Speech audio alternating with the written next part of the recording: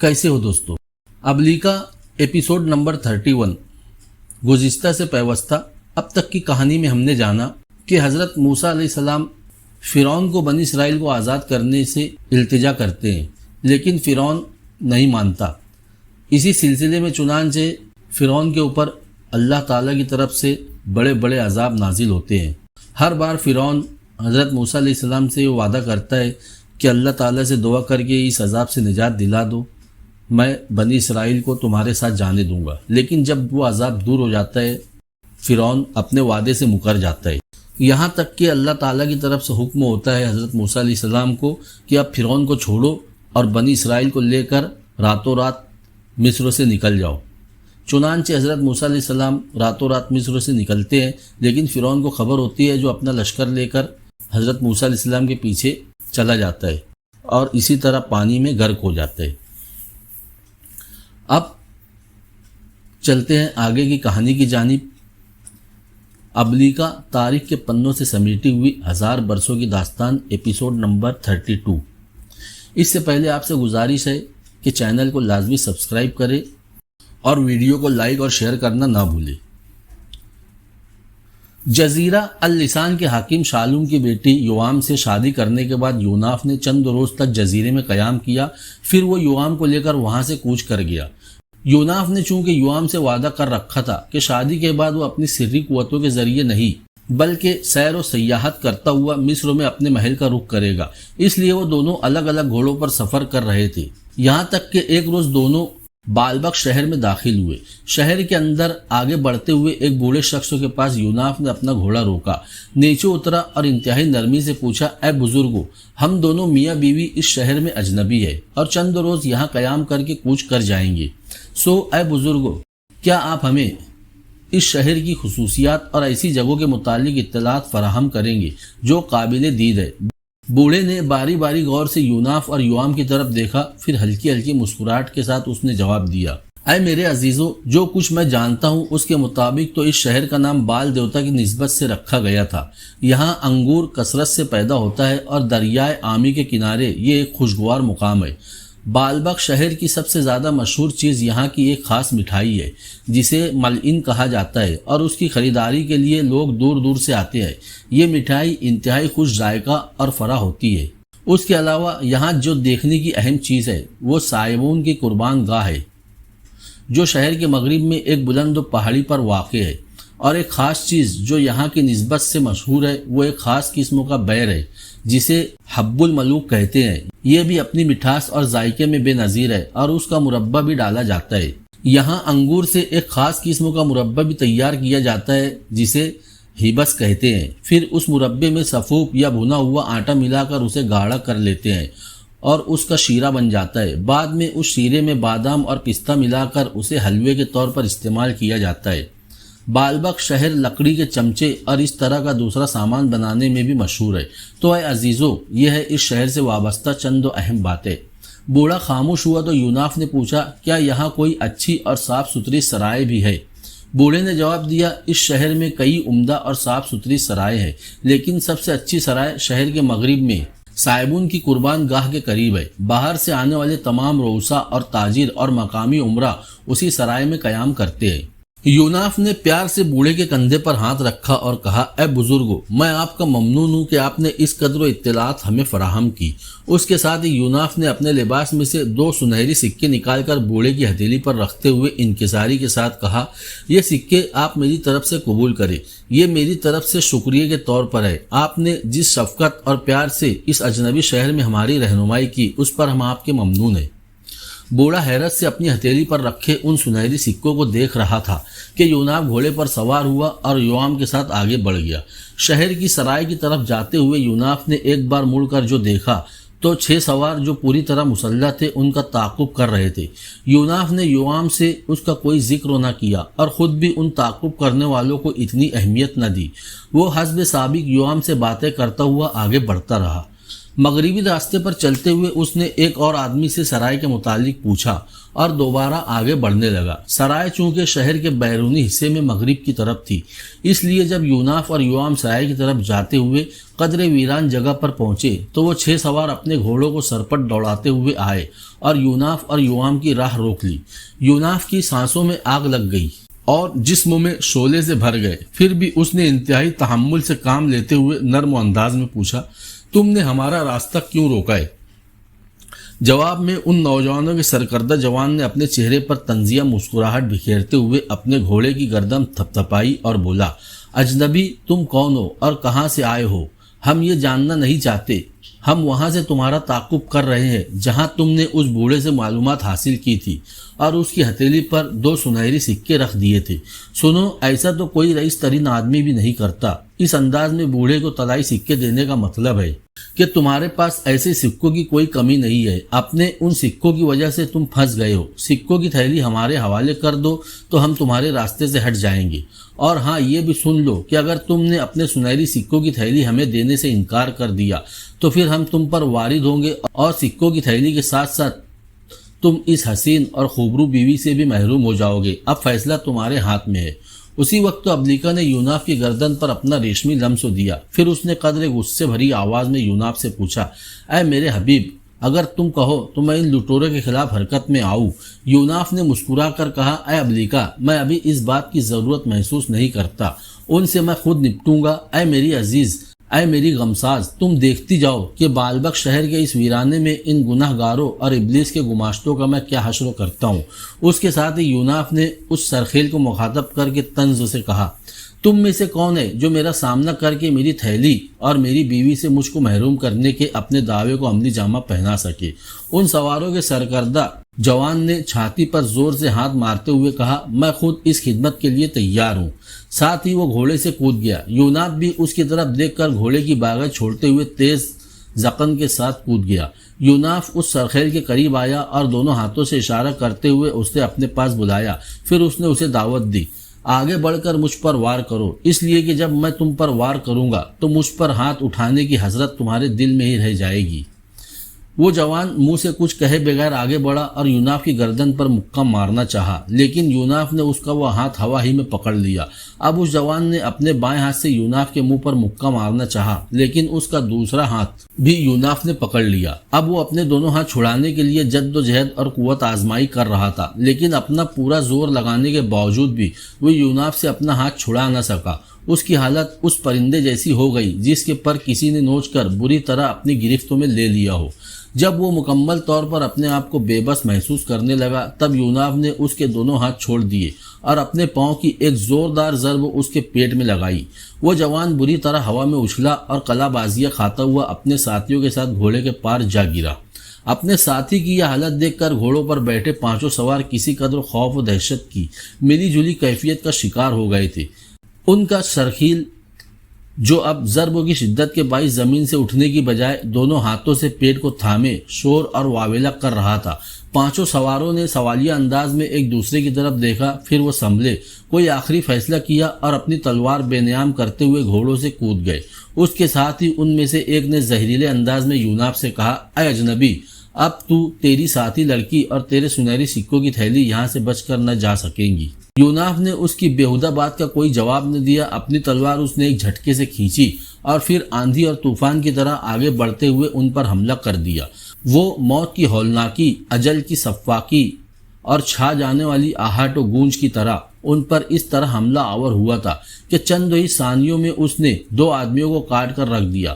پھر وہ پیچھے ہٹا اور بچ جانے والے 3 سواروں کو مخاطب کر کے اس نے انتہائی ہولناک آواز میں کہا، اگر تم اپنی زندگی چاہتے ہو تو اپنے ان مردہ اور دردوں میں مبتلا ساتھیوں کو لے کر یہاں سے دفع ہو جاؤ، ورنہ یاد رکھو میں دوبارہ حملہ آور ہوا تو تم تینوں کو بھی کاٹ کر رکھ دوں گا، اور سن رکھو کہ میں اپنی بیوی کے ساتھ یوں ہزاروں میل کا سفر اکیلے طے کرنے کے لیے نکلا ہوں، تو ایسا میں نے کسی بل بوتے پر ہی کیا ہوگا۔ میں تم تینوں کو چند لمحے دیتا ہوں، اگر تم تینوں اس مہلت کے درمیان اپنے تینوں ساتھیوں کو اٹھا کر یہاں سے نہ گئے تو میں تم چاروں کو تہ تیک کر کے इस सराय की तरफ चल दूंगा। अब फैसला तुम्हारे हाथ में है कि चाहो तो मौत से बगल गिर हो जाओ और पसंद करो तो जिंदगी को गले लगाकर यहाँ से चले जाओ। इससे बेहतर और सूदमंद मोहलत तुम्हें न मिल सकेगी। उन तीनों ने बाहम कोई फैसला किया और अपनी तलवार नियाम में कर ली। मरने वालों की लाशों को उनके घोड़ों पर रखा और उनका सरकर्दा जो पेट की ज़रब उसे अभी तक कर्रा रहा था उसे भी घोड़े पर बिठाया और वापस शहर को लौट गए। उसी लम्हे हसीन युआम अपने घोड़े से उतरी और आगे बढ़कर उसने यूनाफ के हाथों को थामते हुए एक अंदाज से कहा, किसी औरत और नकदी को तुमसे बेहतर मुहाफिज नहीं मिल सकता। यूनाफ मुस्कुरा दिया। फिर वो दोनों अपने घोड़े पर सवार होकर आगे बढ़ने लगे। थोड़ा आगे जाने पर यूनाफ ने एक बुलंद इमारत की तरफ इशारा करते हुए कहा, ए युआम, मेरे ख्याल में ये साइबून की कुर्बान गाह है। आओ इसे देखने के बाद सराय के अंदर चलेंगे। युआम खामोशी से उसके साथ हो ली। अपने घोड़े को भगाते हुए वो उस इमारत में दाखिल हुए जो वीरान और उजड़ी हुई थी। उन्होंने देखा उस बुलंद इमारत की तामीर में बड़े बड़े पत्थर इस्तेमाल किए गए थे और इमारत के अंदर ज़रा बुलंदी पर वो जगह बनाई गई थी जहाँ साबी अपने देवता को सोख्ती कुर्बानी पेश करते थे। इमारत का जायज़ा लेते हुए युआम ने बेजारी से कहा, मैं भूख और थकावट महसूस कर रही हूँ। आइए सराय को चले, वहाँ आराम करने के बाद कल इस नौ की चीज़ें देखने निकलेंगी। यूनाफ ने युआम की ख्वाहिश पर फौरन अपने घोड़े को मोड़ लिया और दोनों घोड़े को एड़ लगाते हुए सराय की तरफ चल पड़े। थोड़ी देर बाद वो दोनों सराय में दाखिल होकर घोड़ों से उतरे और सराय का एक मुलाजिम भागता हुआ उनकी तरफ आया और घोड़ों की बागें पकड़ ली। यूनाफ ने उसे मुखातब करते हुए कहा, हमारे घोड़ों को सराय के अस्तबल में ले जाओ और उनके दाने पानी का अच्छा इंतजाम करो। उसके दहाने और जीने उतार देना और सुनो, तुमने घोड़ों का खूब अच्छा ख्याल रखा तो मैं तुम्हें अच्छा इनाम भी दूंगा। उसके साथ ही यूनाफ ने दोनों घोड़े से लटकी हुई चर्मी खरजीनें उतार ली, ताहम जैन के साथ बंधे बिस्तर यूं ही रहने दिए। मुलाजिम ने सर झुकाते हुए कहा, आप बेफिक्र रहिए, आपको शिकायत का मौका नहीं मिलेगा। मुलाजिम घोड़ों को अस्तबल की तरफ ले गया और यूनाफ सराय के मालिक के कमरे में दाखिल हुआ और उससे कहा, हमें क़याम करने के लिए सराय में एक साफ़ सुथरे और माकूल कमरे की ज़रूरत है। सराय के मालिक ने हसीन युआम की तरफ इशारा करके पूछा, ये आपके साथ कौन है? जवाब में यूनाफ मुस्कुरा कर बोला, ये मेरी बीवी है। सराय का मालिक मुतमईन होकर उठ खड़ा हुआ। उसने एक चाबी ली और यूनाफ से कहा, आप दोनों मेरे साथ आए। यूनाफ और युआम खामोशी से उसके साथ हो लिए। सराय के मालिक ने एक कमरा खोला और फिर उन दोनों को साथ लेकर उस कमरे में दाखिल होते हुए पूछा, यह कमरा आपके लिए कैसा रहेगा? यूनाफ ने कमरे का जायज़ा लिया। उसमें 2 साफ़ सुथरे बिस्तरों के अलावा ज़रूरियात का दीगर सामान भी आरास्ता था। उसने मुतमईन अंदाज में कहा, हमें यह कमरा पसंद है। मालिक ने कमरे की चाबी उनके हवाले की और चला गया। यूनाफ ने युआम से कहा, युआम, तुम यहाँ बैठो, मैं दोनों घोड़ों की जीनों से बंधे बिस्तर और दूसरा सामान लेकर आता हूँ। युआम आगे बढ़कर एक बिस्तर पर बैठ गई जबकि यूनाफ बाहर निकल गया। थोड़ी देर के बाद वो लौटा तो बिस्तर और दूसरा सामान उठाए हुए था। सराय का मालिक दोबारा आया और यूनाफ से पूछने लगा, क्या आप खाना मतबख में खाएंगे? यूनाफ ने फौरन कहा, नहीं, हम दोनों कमरे ही में खाना खाएंगे। सराय के मालिक ने कहा, बेहतर, मैं खाना भिजवाता हूँ, और वापस चला गया। युआम ने उठकर दोनों बिस्तरों की झाड़ पोंछ की, फिर अपने बिस्तर खोलकर अंदर से साफ सुथरी चादरें निकालकर उन पर बिछाई। इतनी देर में मुलाजिम खाना ले आया और दोनों खाने में मसरूफ हो गए। केनानियों के शहर टायर में आरिफ, बेउसा और नबीता बाल देवता के माबद में अपने कमरे के अंदर अभी नाश्ते से फारिग हुए ही थे कि शैतान अपने साथियों के साथ अंदर दाखिल हुआ। वो तीनों उसके अदब में उठ खड़े हुए। जब शैतान अपने साथियों के साथ उनके करीब आ बैठा तो सब भी अपनी नशिस्तों पर बैठ गए। फिर शैतान ने फौरन ही आरिफ को मुखातब करके कहा, अय आरिफ, ये बात तेरे लिए नई नहीं है कि यूनाफ की शादी अल-लिसान जजीरे के हुक्मरान शालूम के बेटे युआम से हो चुकी है, लेकिन ये इंकिशाफ तुम पर ज़रूर नया होगा कि चंद रोज़ पहले वो युआम को लेकर अल-लिसान से कूच कर गया है। अब वो युआम की ख्वाहिश की तकमील के तौर पर मुख्तलिफ मुल्कों और शहरों की सैर करते हुए मिस्र का रुख करेगा। अय आरिफ, अल-लिसान से निकलकर यूनाफ और युआम बालबक के शहर में दाखिल हुए और गुज़िश्ता 3 रोज़ से वहीं मुकीम है। वो वहाँ की सबसे बड़ी सराय में रह रहे हैं और 3 दिनों में उन्होंने खूब घूम फिर कर शहर को देखा है। और अय आरिफ, आज वो वहाँ से कूच करके हम्स शहर का रुख करेंगे। यूँ शुमाल की तरफ मुख्तलिफ शहरों और अक़वाम के बीच से गुजरते हुए वो ट्राय शहर जाएंगे और वहाँ से किसी जहाज़ में मिस्र का रुख करेंगे। शैतान ने कहा, अय आरिफ, کیا تو یوناف سے اللسان شہر میں اپنی شکستوں کا بدلہ نہ لے گا؟ عارف کے چہرے پر غصے، انتقام اور قہر کی لہریں بکھر گئی اور اس نے ایک جواں عزم سے کہا، اے آقا، یوناف سے میں اس شکستوں کا حساب ضرور لوں گا۔ جزیرہ اللسان میں مقابلے سے پہلے اس نے شالوم اور لوگوں کے سامنے کہا تھا کہ عارف اگر میرے سامنے اپنے جیسے اور بھی جوان لے آئے تب بھی میں اسے زیر کر لوں گا۔ میرے آقا، میں یہی وعدہ اسے یاد دلاؤں گا اور اسے دعوت دوں گا کہ بیک وقت وہ میرے اور سیبر سے مقابلہ کرے، اور مجھے امید ہے کہ سیبر کے تعاون و حمایت سے میں اسے اپنے سامنے زیر کرنے میں کامیاب ہو جاؤں گا، کہ اسے زیر کرنا ہی میری زندگی کی سب سے بڑی خواہش ہے، اور اس خواہش کی تکمیل کے لیے میں آدم کے زمانے سے سرکردہ، پریشان اور مضطرب ہوں۔ شیطان نے اسے سمجھانے کے انداز میں کہا، اے عارف، اس بار سیبر تمہارے ساتھ مل کر یوناف کا مقابلہ نہ کرے گا، اس لیے کہ اسے مصر کے مغربی صحراؤں کے اندر گزشتہ دنوں یوناف نے اپنے خنجر کی نوک میں اسیر کر لیا تھا، اور پھر ایک ہولناک عمل کے ذریعے اس نے لگاتار 3 دن تک سیبر کو آگ میں ڈال کر ناقابل برداشت و اذیت دی تھی۔ اس طرح سیبر اب ایک طرح سے یوناف کے بس میں آ چکا ہے، اس لیے اب میں نے تمہاری حمایت کے لیے داسم کو تیار کیا ہے، اور سن رکھ کے میرے سارے ساتھی اپنی طبعی اور مافوق الفطرت طاقتوں میں یکساں ہیں۔ شیطان کے خاموش ہونے پر عارف نے چونک کر پوچھا، یوناف نے کب اور کہاں سیبر پر قابو پا لیا؟ اے آقا، کیوں کر اور کیسے یوناف سیبر کو آگ کے عذاب میں اور اذیت دینے میں قادر اور کامیاب ہو گیا تھا؟ شیطان بولا، اے عارف، یہ ایک لمبا واقعہ ہے جو مصر کے مغربی صحراؤں میں پیش آیا، اس کی تفصیل میں تمہیں بعد میں بتاؤں گا، پہلے وہ معاملہ طے کر لے جس کے لیے میں آیا ہوں۔ عارف نے اس بار ایک فرما بردار بچے کی طرح اپنے سر کو خم کر کے کہا، کہیے آپ مجھ سے کیا کہنا چاہتے ہیں؟ شیطان بلا توقف بولتا چلا گیا، اے عارف، غور سے سنو، میں ابھی بالبک شہر سے یہاں آ رہا ہوں۔ یوناف اور یوام دونوں وہاں کے مغربی سرائے میں ٹھہرے ہوئے ہیں اور آج تھوڑی دیر تک وہاں سے ہمسو کے لیے کوچ کرنے والے ہیں۔ میں چاہتا ہوں کہ جب وہ بالبک سے ہمسو جانے والی صحرا پر کوہستانوں کے اندر سفر کر رہے ہو تو تم اور داسم اس کی راہ روک لو اور مقابلے کے لیے یوناف کو للکارو، لیکن ایک بات ذہن میں رکھنا کہ اگر یوناف اس مقابلے میں شکست تو کھا جائے تو یوام کو کسی قسم کی تکلیف نہ پہنچانا، اور نہ ہی اپنی سری قوت استعمال میں لاتے ہوئے یوناف کی ذات کو نقصان پہنچانے کی کوشش کرنا، کیونکہ ابلیکا ان دونوں کے ساتھ ہے، اور مجھے اندیشہ ہے کہ اگر ایسا کیا تو ابلیکا اور یوناف مل کر تمہارے ساتھ داسم کو بھی ایک ناقابل برداشت اذیت اور عذاب میں ڈال کر رکھ دیں گے۔ عارف نے انتہائی بے بسی اور لاچارگی سے شیطان کی طرف دیکھ کر پوچھا، اے آقا، اگر ہم ایسا کر ہی لے تو کیا اس موقع پر آپ ابلیکا اور یوناف کے خلاف ہماری مدد کو نہ آئیں گے؟ شیطان نے مایوسی سے کہا، میرے عزیزو، ایسا ہرگز نہ کرنا، ورنہ میں تمہاری مدد کو نہ پہنچوں گا، اس لیے کہ ابلیکا پہلے ہی میرے خلاف اسے ایک برتن میں مقید کر دینے کی وجہ سے انتقامی جذبہ رکھتی ہے، اور تمہاری مدد کرنے کی خاطر اگر میں بھی اس کے سامنے آیا تو وہ ضرور مجھے کسی کرب میں مبتلا کرنے کی کوشش کرے گی۔ اور یہ بھی سن رکھو کہ ابلیکا لا انتہا قوتوں کی مالک ہے، جو تمہیں ہی نہیں مجھے بھی نقصان پہنچانے کی طاقت رکھتی ہے، لہٰذا میں تمہیں مشورہ دوں گا کہ یوناف کو تم اور داسم اپنی طبعی قوتوں کے بل بوتے پر زیر کرنے کی کوشش کرنا، اور کسی بھی صورت خواہ تم دونوں ہار ہی کیوں نہ رہے ہو، اپنی سری قوتوں کو حرکت میں نہ لانا، ورنہ تم لوگ نقصان اٹھاؤ گے۔ عارف چند ثانیے گردن جھکائے سوچتا رہا، پھر نگاہ اٹھا کر اس نے شیطان کی طرف دیکھا اور پوچھا، اے آقا، ہمیں کب یہاں سے روانہ ہونا ہے اور کس جگہ یوناف کا راستہ روک کر اسے مقابلے کی دعوت دینی ہے؟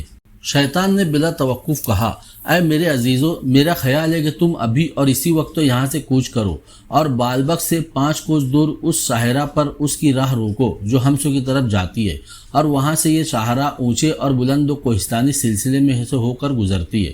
وہاں اکثر لوگ کارواں کے ساتھ سفر کرتے ہیں، کیونکہ اکا دکا مسافروں کو راہزن لوٹ لیتے ہیں، اس لیے جب تم یوناف کو روکو گے تو میرا خیال ہے کہ وہ صحرا سنسان پڑی ہوگی، اور اس خاموش ماحول میں تم دونوں یوناف کے ساتھ بخوبی قوت آزمائی اور زور آزمائی کر سکو گے۔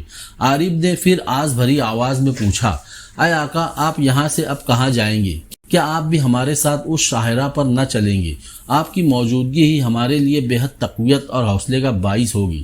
شیطان نے مسکرا کر کہا، اے عارف، میرے عزیز، میں بھی ابھی تمہارے ساتھ اس صحرا کی طرف روانہ ہوں گا، لیکن میں اور میرے ساتھی اوٹ میں رہ کر مقابلے کا لطف اٹھائیں گے۔ ہاں تم لوگ آپس میں فیصلہ کر لو کہ بیوسا اور نبیتا تمہارے ساتھ جائے گی یا نہیں۔ عارف کے بولنے سے قبل ہی بیوسا نے جواب دیا، جب وہاں کسی کے خلاف سری قوتوں کا استعمال ہی نہ ہوگا تو پھر ہم دونوں کے جانے کا کیا فائدہ؟ نبیتا نے فوراً کہا، نہیں بیوسا، ہم دونوں بھی جائیں گی اور دیکھیں گی کہ عارف اور داسم کس طرح یوناف کو زیر کرتے ہیں۔ نبیتا کی دلیل کے جواب میں بیوسا نے فیصلہ کن انداز میں کہا، ہاں میں اور نبیتا بھی جائیں گی۔ وہ سب کمرے سے باہر آئے اور اپنی سری قوتوں کو حرکت میں لاتے ہوئے بال دیوتا کے محبت سے غائب ہو گئے۔ تھوڑی دیر بعد وہ سب لوگ بالبک سے 5 میل دور ہمسو کی طرف جانے والی شاہراہ پر نمودار ہوئے، جو اس وقت تو سنسان پڑی تھی۔ وہ سب ایک بہت بڑی چٹان کی اوٹ میں ہو گئے جو قدرے بلندی پر تھی اور وہاں سے وہ شاہراہ کو صاف طور پر دیکھ سکتے تھے۔ تھوڑی دیر بعد شیطان چونکا اور عارف سے بولا، اے عارف، یوناف اور یوام شاہراہ پر ہمارے نزدیک ہی ہے۔ میں سمجھتا ہوں اس چٹان پر کھڑے ہو کر تم ان دونوں کو اپنے گھوڑوں پر سوار اس طرف آتے دیکھ سکو گے۔ عارف فوراً چٹان کی اوٹ سے نکل کر اوپر چڑھا، پھر چلا کر بولا، اے آقا، آپ نے ٹھیک کہا، 2 سوار اسی طرف آ رہے ہیں جو یقیناً یوناف اور یوام ہی ہوں گی۔ شیطان نے رازداری سے کہا، اب تم اور داسم دونوں یوناف کا راستہ روکنے کے لیے شاہراہ پر چلے جاؤ۔ یوناف اور یوام اپنے گھوڑوں کو شاہراہ کے بائیں طرف کنارے پر لے گئے۔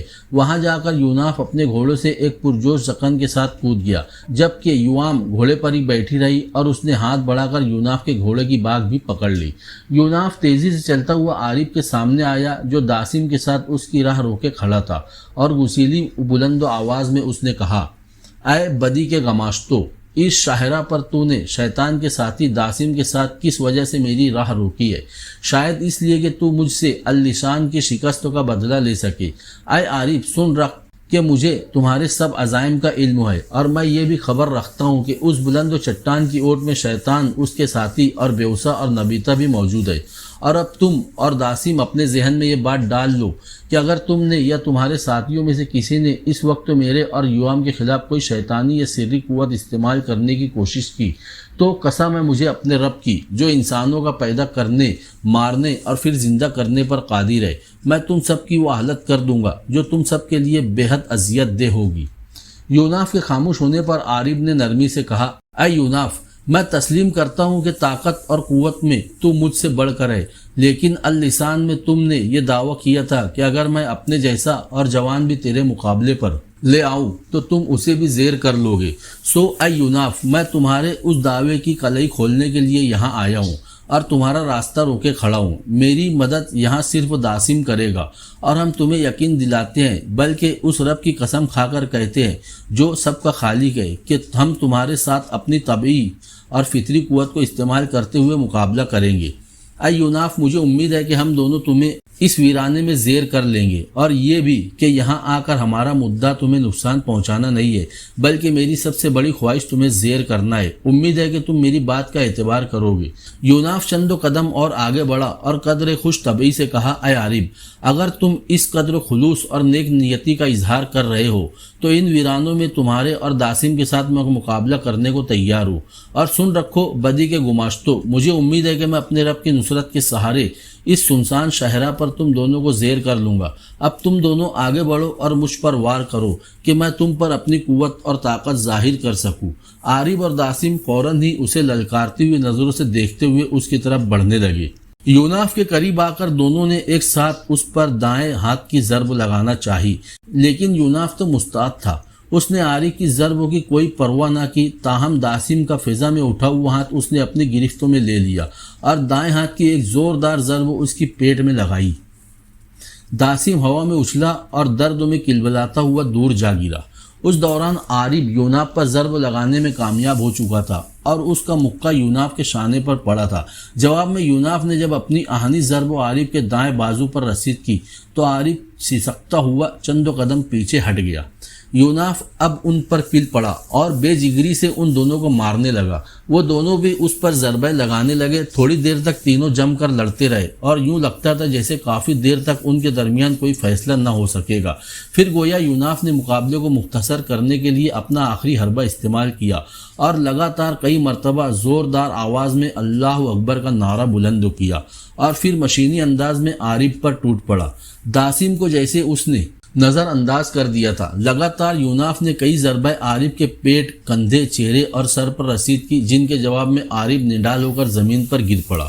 داسم ابھی تک تازہ دم تھا اور یوناف کی پشتوں اور کندھوں پر زوردار ضربیں لگا رہا تھا، لیکن یوناف نے حیرت انگیز قوت برداشت کا مظاہرہ کرتے ہوئے اپنی جگہ پر سے حرکت نہ کی۔